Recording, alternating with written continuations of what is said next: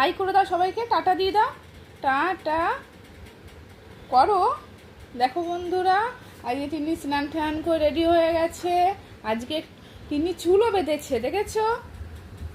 তারপরে ক্লিপও দিয়েছে, এই যে বাবা তিন্নি দিচ্ছে, দেখেছো? হ্যাঁ, তিন্নি ঘুম থেকে উঠে স্নান করে এই বসে আছে। হ্যাঁ, দেখেছো?